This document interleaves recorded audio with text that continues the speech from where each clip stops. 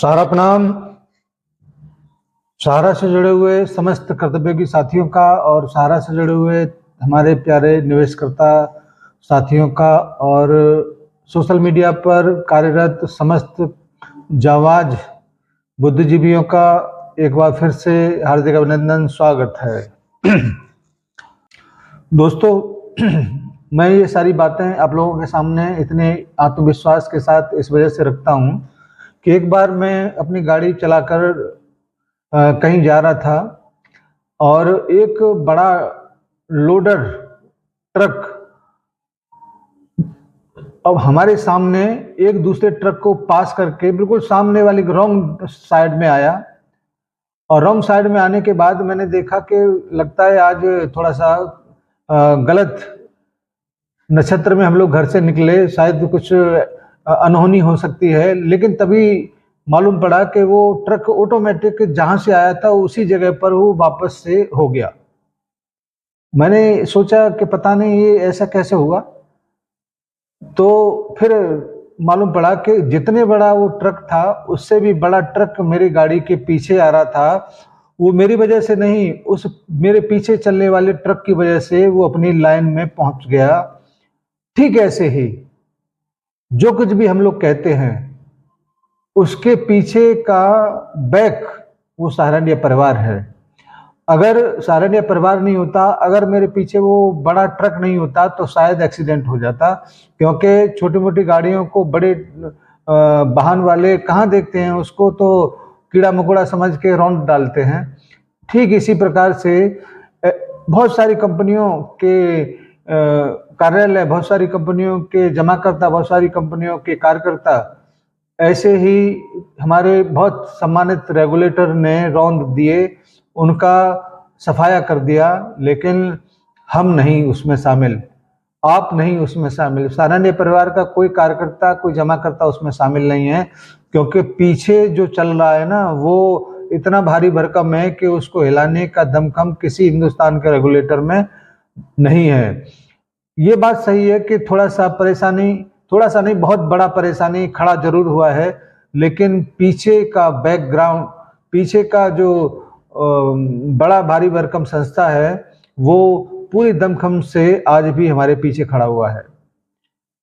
ये बात सही है कि सामने खुलकर नहीं आते, लेकिन पर्दे के पीछे भी बहुत बड़े कहानी, बहुत बड़े काम हो रहे हैं जो आपको धीरे धीरे करके सामने जरूर आएंगे। और उसी का ये परिणाम है कि बहुत सारी चीजें फाइनल हो चुकी हैं, केवल और केवल उसको धरातल पर मानी सुप्रीम कोर्ट के सामने रखना है।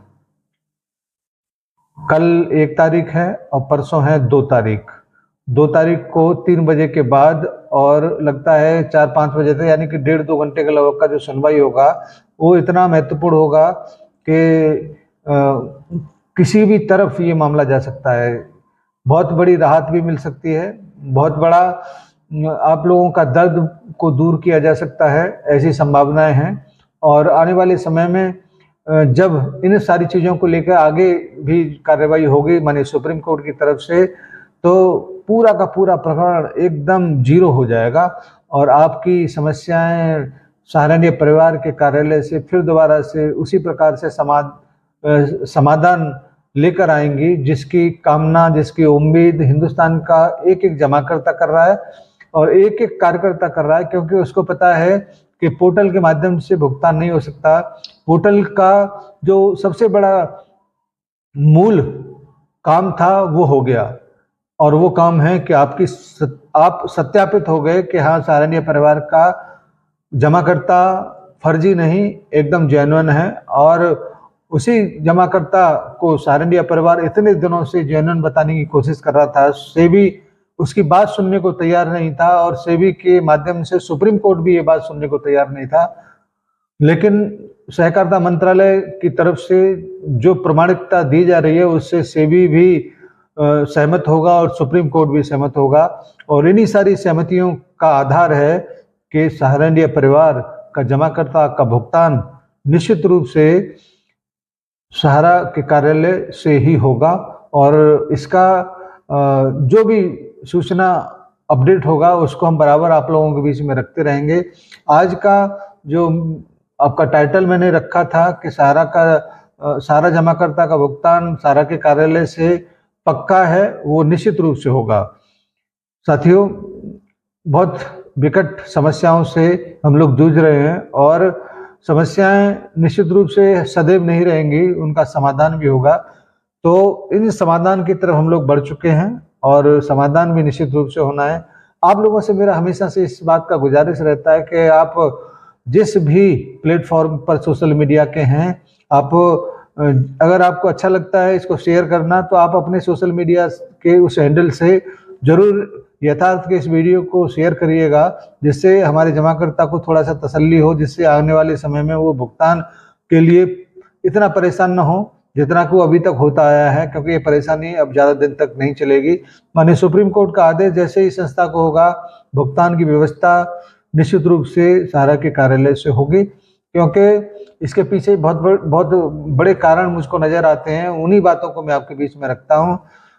आपका इंटरेस्ट, एक एक दिन की ब्याज और 31 मार्च तक का जो लोडिंग है आपका पोर्टल पर, केवल वहीं तक उसका रजिस्ट्रेशन की जो व्यवस्था दिया गया है, ये बहुत सारे कारण हैं। उसके बाद के भुगतान का कैसे होगा, क्या होगा, ये सब पूरा प्लानिंग किया हुआ है, आने वाले समय में आपके सामने आएगा।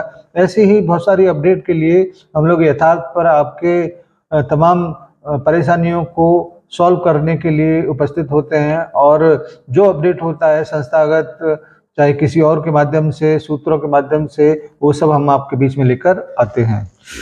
धन्यवाद आज की इस वीडियो के लिए, और मुझे उम्मीद है आप लाइक भी करेंगे, शेयर भी करेंगे।